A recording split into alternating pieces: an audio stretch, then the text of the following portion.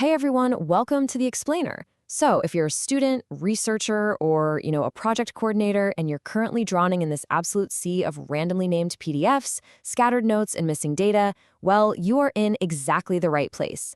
Today, we're walking through the ultimate blueprint to transform your chaotic research process into a streamlined, Viva-ready fortress. We're going to look at the Student Research Organization workflow. It's this comprehensive framework designed to make your academic life completely traceable, highly organized, and totally mentor-friendly.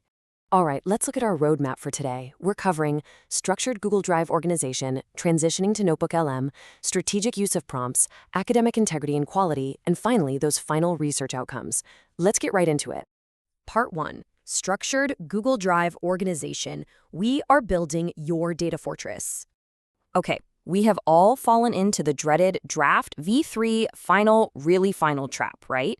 It is literally a nightmare trying to figure out which document actually has your latest edits. We've got to completely squash this messy habit. Instead, we're going with a super clean, traceable format. Year, month, day, then the document type, the topic, and a clear version number. This means you and your supervisor can trace corrections instantly. No more accidentally submitting an ancient draft. But wait, before you even open that first document, there is a totally non-negotiable first step. You absolutely must set up this drive using your official university email ID. Do not use your personal Gmail. Why? Well, using the university account guarantees academic continuity, it provides way better data safety, and honestly, it makes it significantly easier for your supervisors to actually access and verify your work. It sets up this professional boundary right from day one. Now, what's really cool is this 00 to 05 fixed numbering system. It keeps the entire first half of your research journey in this perfect logical sequence. So you start at 00 for admin stuff, like ethics approvals and meeting notes. Then 01 is your protocol and methodology. 02 and 03, that's for your literature and notes. And then 04 and 05 hold your raw and cleaned data. By hard-coding these numbers into the folder names, it naturally guides you right through the scientific method. Basically, it completely stops that last-minute panic when you're desperately hunting for your original ethics clearance. And then, once your data is analyzed, you just flow naturally into folders 06 and 07. These are strictly dedicated to your chapter drafts, your report, and all your Viva prep materials. Finally, we cap it off with 08 and 09. Those serve as your archive for AI outputs, and of course, that glorious final submission copy. Literally everything, up to the moment you shake your examiner's hand, has a dedicated, easily findable home. Moving on to Part 2, transitioning to Notebook LM. We're moving from just storing things to actually understanding them. So the absolutely crucial thing here is how we actually feed this assistant. We are not just dumping every single PDF we've ever downloaded into Notebook LM. Doing that just creates a ton of noise and confusion. Instead, we want to deliberately curate an evidence base.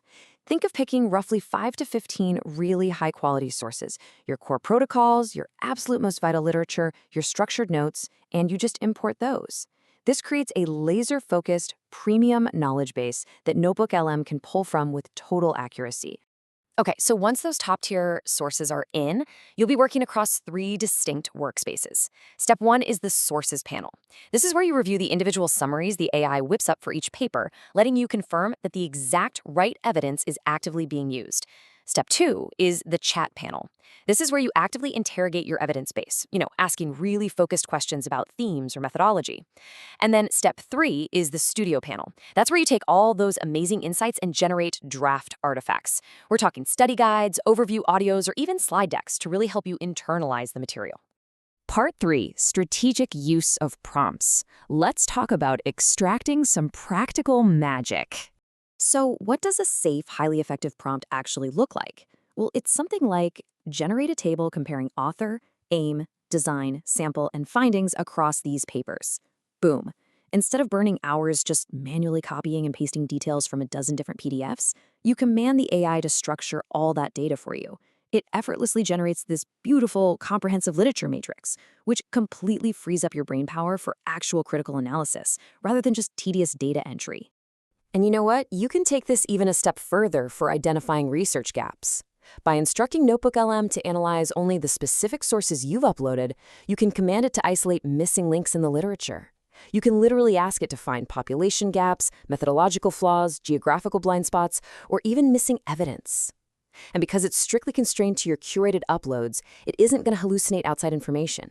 It shows you exactly where your research can make a unique impact, based solely on what's already out there. Now, since your Viva is the ultimate test, you can actually prompt Notebook LM to act as your examiner. Just ask it to generate 20 or more basic to advanced questions based on your specific uploaded protocol and drafts. It's a total game changer. You essentially bulletproof your preparation, practicing how to defend your methodology against questions directly derived from your very own evidence base. All right, part 4, academic integrity and quality. This is all about playing by the rules. Okay, so the absolutely essential academic rule you have to remember is this. Notebook LM is purely for understanding and organization. It is absolutely not for final interpretive writing. AI is a remarkably powerful research assistant, for sure, but it is not a ghostwriter. Your final thesis? That has to be a product of your own critical thought. So, what does that actually mean in practice? Well, it means that you, the student, remain the sole author. Every single claim, every summary, or matrix that the AI generates must be manually verified by you against the original citations. No exceptions. And once you verify it, you have to completely rewrite those findings in your own unique academic voice.